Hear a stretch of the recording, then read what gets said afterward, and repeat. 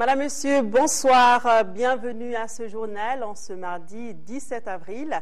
Cheikh Modibo Diarra est le nouveau Premier ministre du Mali. Il a été nommé aujourd'hui. Tout de suite, les décrets élaborés à cet effet. Décret numéro 2012-192, PRM du 17 avril 2012, mettant fin aux fonctions du Premier ministre et des autres membres du gouvernement. Le président de la République, vu la Constitution, décrète. Article 1er sur la présentation par le Premier ministre de la démission du gouvernement, les dispositions du décret numéro 2011-173 PRM du 3 avril 2011 portant nomination de Mme Cissé Mariam Kaïdama Sidibé en qualité de Premier ministre et du décret numéro 2011-176 PRM du 6 avril 2011 modifié portant nomination des membres du gouvernement sont abrogés. Article 2, le présent décret sera enregistré et publié au journal officiel, signé le président de la République, le professeur Djankounda Traoré. Décret numéro 2012-193 PRM du 17 avril 2012 portant nomination du Premier ministre. Le président de la République, vu la Constitution, décrète, article 1er, le docteur Cheikh Mohamed Abdoulaye Souad, dit Modibo Diarra, est nommé Premier ministre. Article 2, le présent décret sera enregistré et publié au journal officiel signé le président de la République, le professeur Djankounda Traoré. Nous reviendrons dans un instant sur cette nomination, le temps de vous informer que les militaires libérés par les rebelles Touaregs et leurs alliés sont arrivés à Bamako. Ils ont été accueillis par le président de la République par intérim. Le professeur Djankounda Traoré est venu saluer leur bravoure et leur engagement à sauvegarder la nation et à assumer l'intégrité territoriale du Mali. Il leur a réitéré le soutien du peuple malien. Tout à l'heure, le reportage de Ibrahima Traoré sur le sujet. À la une de l'actualité nationale, la nomination du Premier ministre.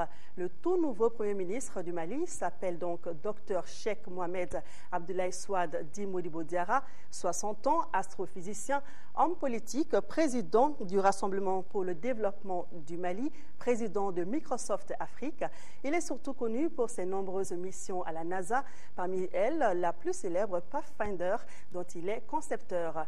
Portrait du Premier ministre, le tout nouveau, avec notre portraitiste maison, Souri Ibrahima Keïta.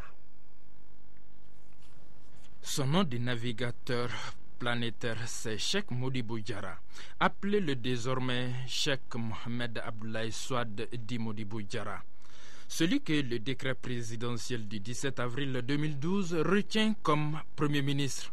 Né en 1952 à Nioro du Sahel, ce Ségovien bon teint, comme l'atteste son accent bamanan, a étudié au lycée technique de Bamako les mathématiques, la physique et la mécanique analytique à Paris, l'ingénierie aérospatiale aux États-Unis. La NASA le recrute et le voilà dans de nombreux programmes de conquête spatiale. En 1997, il conçoit, au compte des États-Unis, la sonde Pathfinder, qui atterrit sur Mars après un voyage de 497 millions de kilomètres et à une allure de 27 000 km/h. Le coût de l'opération, 102 milliards. Donnant plus d'espoir aux Américains pour une plus large diffusion de l'information, un meilleur programme éducatif et plus de corps au rêve d'habiter un jour la planète rouge, Mars. La mission Pathfinder venait d'avoir son premier héros, pas seulement africain, mais noir. Succès retentissant pour ce concepteur qui, sorti d'une petite école de Ségou comme Monsieur Tout-le-Monde, se trouve à la tête d'une mission des plus sophistiquées qui soit. Il avait promis alors de retourner au Mali pour s'adonner à son exercice favori, l'agriculture. Aujourd'hui, le cours de l'histoire en a décidé autrement. Pour le moment, tout au moins. Le fait que le choix se soit posé sur mon modeste personne pour faire ce travail qui est très lourd, mais en même temps très exaltant, me remplit simplement d'humilité et je prie tous les jours que nous puissions tous ensemble mettre de côté nos ressentiments personnels, nos ambitions personnelles, et nous lever comme un seul homme pour justement affronter ce grand défi qui ne s'est jamais posé à nous en ces termes que nous avons aujourd'hui, et pouvoir les vaincre et en triompher. Ambassadeur de bonne volonté pour l'UNESCO, initiateur de la fondation Pathfinder pour l'éducation et le développement, le non moins président de Microsoft Afrique n'est pas moins un homme politique. Timide à l'enfance, aujourd'hui devenu turbulent, surdoué, tenace, ambitieux certes, mais quelquefois rebelle et toujours jovial. Non, mais moi je pense que... Maîtrisant aussi parfaitement Bamana, le français et l'anglais, il a un amour très prononcé pour les aventures et un penchant pour la communication et la précision. Nous devons tous, selon nos capacités, chacun, nous engager à fond pour pouvoir trouver des solutions, mais des solutions durables à ce problème-là, et regagner la totalité de notre pays, son intégrité, et commencer finalement à travailler, à développer ce pays afin de le transmettre à nos enfants. Pour le succès spatial, le navigateur qui devient politique devra répondre à l'attente d'une nation qui jette aujourd'hui son dévolu sur lui, la tête sur les épaules et les pieds à terre. Merci Sori pour ce beau portrait du tout nouveau Premier ministre. La nomination du Dr Cheikh Modibo Diarra comme nouveau Premier ministre a été saluée par plusieurs associations, dont la coordination des organisations patriotiques du Mali. La coordination félicite le choix porté sur Cheikh Modibo Diarra et souhaite l'accompagner pour la réussite de ses nouvelles missions. Amadoune Amion-Guido est au micro de Bourama Traoré. Nous estimons sincèrement que c'est un bon choix. Compte tenu non seulement de l'homme que nous avons connu depuis quelques années, tout ce qu'il a fait et qu'il est en train de faire au nom de ces associations pour les femmes rurales et d'autres parties de la population au Mali ici, pour aussi sa crédibilité, autant sur le plan national que sur le plan international. Nous pensons qu'une personnalité de cette hauteur, le Mali en a besoin aujourd'hui par rapport à la crise que nous connaissons. Donc c'est vivement que nous félicitons cette nomination. Dès lors où nous félicitons sa venue et connaissant non seulement son parcours, mais tout ce qu'il est en train d'investir au Mali, il saura compter sur les organisations patriotiques du Mali, dont nous présidons. Il a notre soutien franc et nous pensons pouvoir l'accompagner dans ces tâches qui sont sincèrement difficiles. Le Front uni pour la sauvegarde de la démocratie et la République, FDR, salue lui aussi la nomination du Dr Cheikh Modibo Diarra à la primature pour le premier vice-président du FDR, Ibrahima Ndiaye. Le Premier ministre est un intellectuel qui a fait ses preuves à travers le monde. Le Front s'est dit disponible à accompagner Cheikh Modibo Diarra. Écoutons Ibrahima Ndiaye, il donne ses impressions. Nous n'avons pas été consultés, mais il était entendu après Ouaga que le médiateur, avec le CNR2 et avec le président de la République, allait se mettre d'accord sur une personne. Donc le consensus ici n'est pas en amont, il sera en aval. Je pense que la personne qui a été choisie est une personnalité connue et respectée. Un homme de science, un homme aussi qui s'est beaucoup intéressé à son pays à travers beaucoup de programmes, pas seulement le Mali, mais au niveau de l'Afrique. Je pense que c'est un choix que le Front apprécie. Nous prenons acte et nous lui assurons notre soutien par rapport aux objectifs que nous sommes donnés. Nous pensons que l'homme, en tout cas, a les qualités intellectuelles, a le patriotisme nécessaire, mais le terrain politique, c'est aussi le terrain politique qui a ses règles. Et je pense qu'il saura là également réussir. En tout cas, pour ce qui concerne nous, au niveau du front, et en tant que citoyens, nous pensons qu'il peut compter sur toute notre disponibilité et notre soutien. Voilà à l'instant le premier vice-président du FDR, Ibrahima Ndiaye, qui saluait la nomination de Cheikh Modibo Diarra comme Premier ministre. Il était au micro de Amadou Sankharé. Je vous l'annonçais il y a juste un instant, les militaires libérés par les rebelles Touaregs et leurs alliés sont arrivés à Bamako. Ils ont été accueillis par le président de la République par intérim. Le professeur Djankounda Traoré est venu saluer leur bravoure et leur engagement à sauvegarder la nation et à assurer l'intégrité territoriale du Mali. Il leur a réitéré le soutien du peuple malien. Le reportage de Ibrahima Traoré.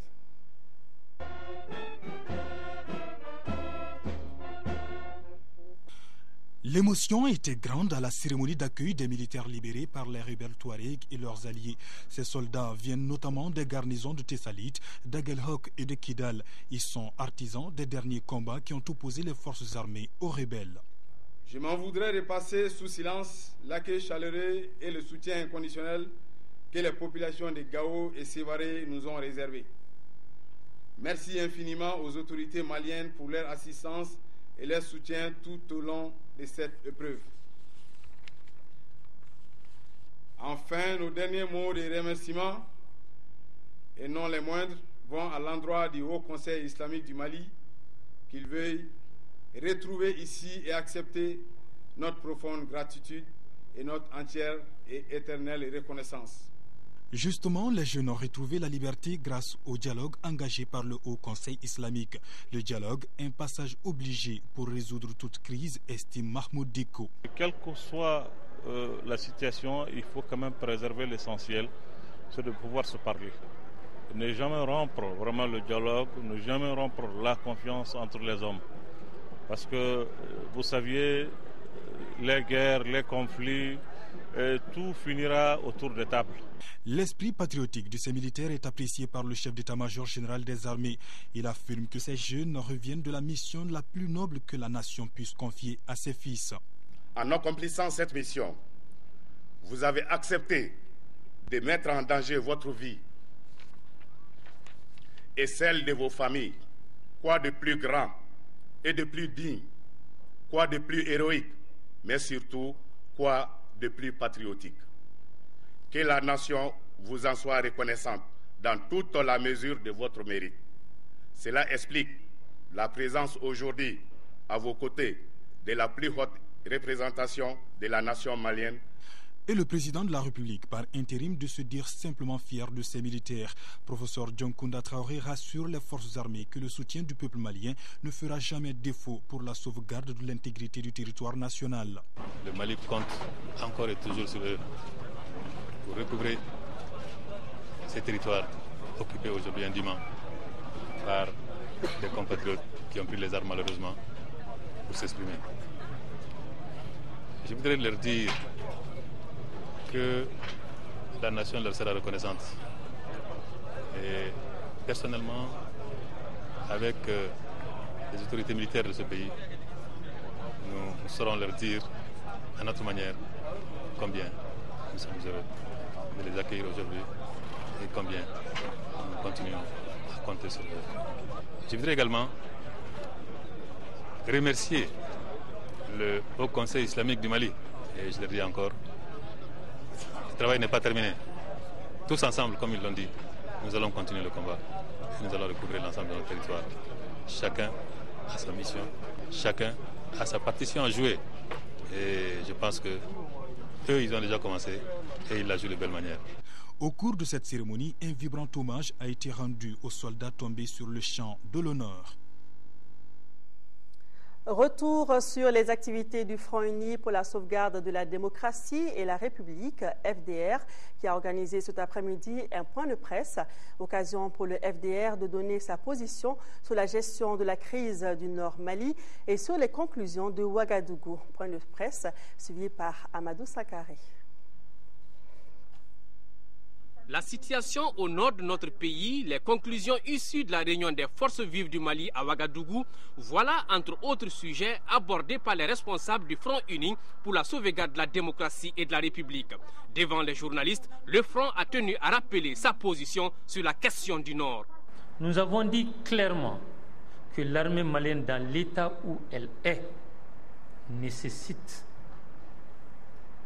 qu'on lui vienne en aide pour la soutenir dans son combat qui est celui de la reconquête du Nord.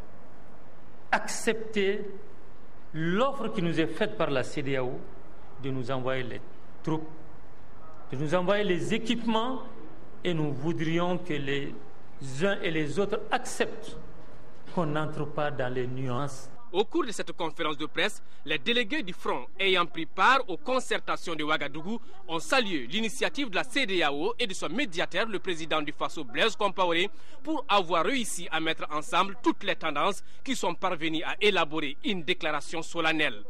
Sur le plan de l'actualité, marqué par des interpellations, le Front donne sa position. Nous ne comprenons pas cela. Au moment où on nous dit il y a un retour à une vie constitutionnelle normale, force doit rester à la loi. Force doit rester à la loi.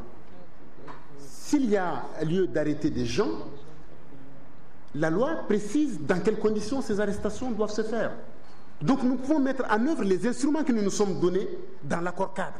Enfin, le FDR salue la nomination du Dr Cheikh Modibo Diarra au poste de Premier ministre. Autre point de presse organisé cette fois hier, celui du Haut Conseil des Maliens de l'extérieur qui se dit très préoccupé par la crise actuelle que traverse le Mali. Pour donner son point de vue sur le sujet, le Haut Conseil des Maliens de l'extérieur a animé une conférence de presse suivie par Abdraman Maïga pour l'ORTM. La situation actuelle du pays oblige. À cette conférence de presse, il ne pouvait y avoir question d'autre chose entre les médias et les membres du Haut Conseil des Maliens de l'extérieur que de parler de la crise que traverse notre pays, le Mali. Ces préoccupations qui concernent le retour à l'ordre constitutionnel normal et l'occupation des régions nord du Mali par les bandits armés sont de nos jours des soucis majeurs pour tout bon citoyen. Et le Haut Conseil des Maliens de l'extérieur ne fait pas exception à cette règle. Voilà tout le sens de cette conférence de presse. Une situation que vous savez, qui aujourd'hui nous concerne tous, quel que soit là où on est et quel que soit ce qu'on est. Pour le retour à l'ordre constitutionnel, le président du Haut Conseil des Maliens de l'extérieur a salué les immenses efforts déployés par les uns et les autres pour un dénouement heureux de la crise.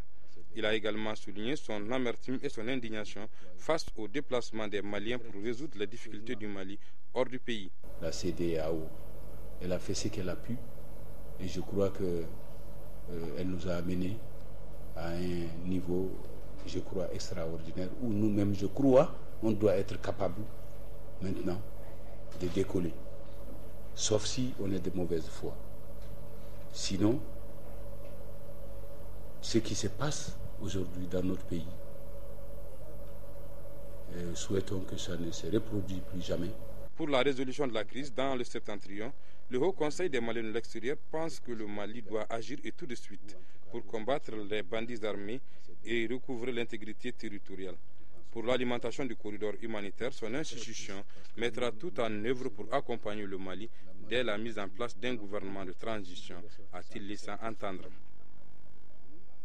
La Fédération malienne des commerçants a organisé ce matin une marche pour demander le départ de l'équipe dirigeante de la Chambre de commerce et d'industrie du Mali. Selon les marcheurs, le mandat de cette équipe est arrivé à terme depuis octobre 2010. En attendant l'organisation des élections, les marcheurs exigent la mise en place d'une délégation spéciale. La marche a été suivie par notre reporter Mohamed Diarra. Très peu de personnes ont répondu à l'appel de la Fédération malienne des commerçants et prestataires de services. Ils étaient à peine une cinquantaine, à majorité des jeunes, à battre le pavé pour réclamer le départ de l'actuelle équipe dirigeante de la CECIM, la Chambre du commerce et d'industrie du Mali. Une marche sur une distance d'1 kilomètre bien quadrillée par les forces de l'ordre, une centaine environ. Les marcheurs sont partis de la place du souvenir à la CECIM en scandant des propos hostiles aux responsables actuels de la CECIM. La Fédération des commerçants et prestataires de services confirme qu'à ce jour gelé de la mandature de la Chambre de commerce et d'industrie du Mali fixe à 4 ans devrait être dépassée depuis octobre 2010. Et face à cette situation calamiteuse de la gestion de la CECIM, la Fédération des commerçants et prestataires de services exige l'audit et la gestion de la chambre de commerce, la convocation rapide du collège électoral de la CECIM, la mise en place d'une délégation spéciale avant l'organisation des élections fiables et transparentes. À la CECIM, les marcheurs ont livré le contenu de leur déclaration au secrétaire général de la structure. Une copie lui a été remise pour transmission à qui de droit. Le secrétaire général de la CECIM a déclaré avoir pris bonne note des doléances contenues dans le document. Le collectif des associations de jeunes ressortissants de la région de Tombouctou vient de remettre aux chrétiens déplacés du Nord une tonne de riz et des vêtements. La remise du don a eu lieu au campus pour Christ à Niamakoro. Reportage de Sorona Kamisoko. Dans le souci d'apporter une assistance humanitaire à ses frères chrétiens déplacés de la région de Tombouctou, le collectif des associations des jeunes ressortissants de la région a remis ce don, composé d'une tonne de riz, des habits et une enveloppe symbolique.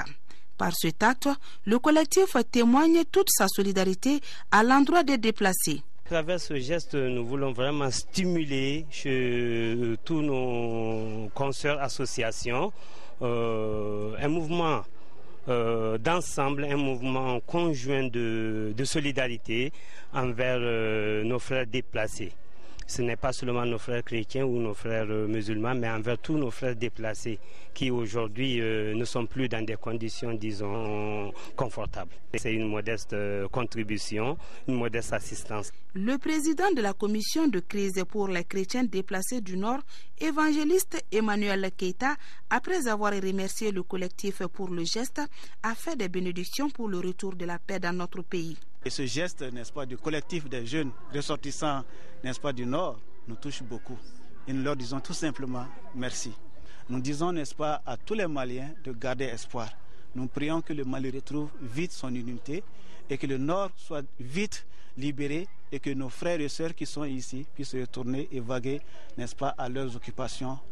Le collectif des associations des jeunes ressortissants de la région de Tombouctou, en partenariat avec la direction de la Cité des enfants, s'investit pour inscrire certains enfants déplacés dans les établissements scolaires proches de leur lieu de résidence.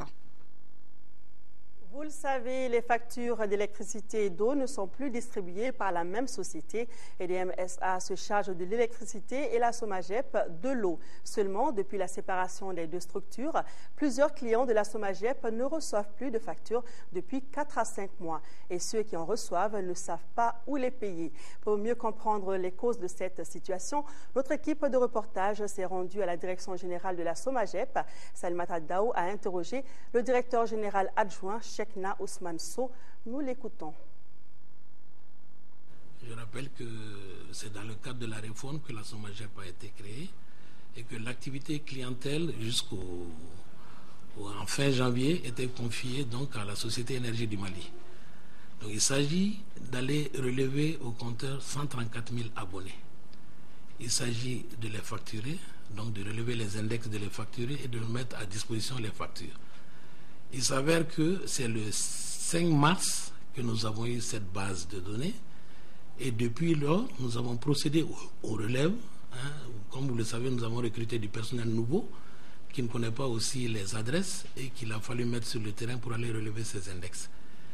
Donc tout ce travail a été terminé le 29 mars et actuellement nous sommes en train de faire les factures du mois de février qui seront très rapidement mises à la disposition donc des clients. Il reste évident que tout désagrément qui peut naître de ce système sera géré de façon commerciale avec toutes nos structures qui sont actuellement disponibles sur les 17 centres et la ville de Bamako. Il est évident que les clients verront sur leur facture une consommation de 30 jours et pas plus. Donc les clients, il ne faut pas qu'ils s'inquiètent. Nous avons ouvert des agences à Bamako, nous avons ouvert des directions régionales où les paiements des factures sont possibles.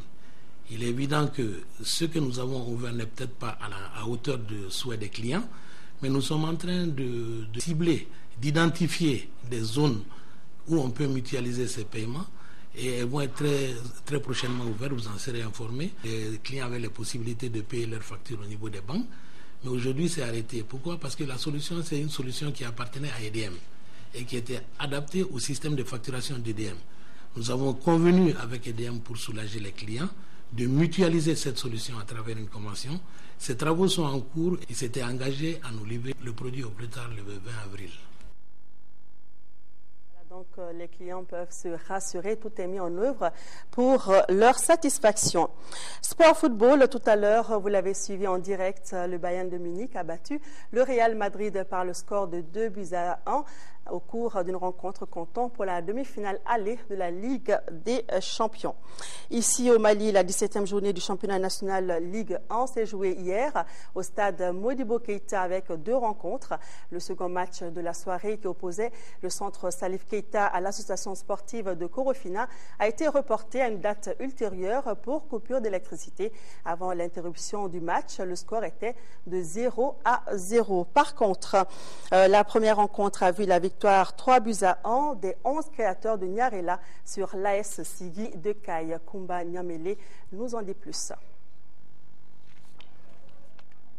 À l'aller, les 2 formations avaient fait un nul blanc de 0-0. Les 11 créateurs de Nyarela occupent la 12e place au classement avec 15 points moins 8.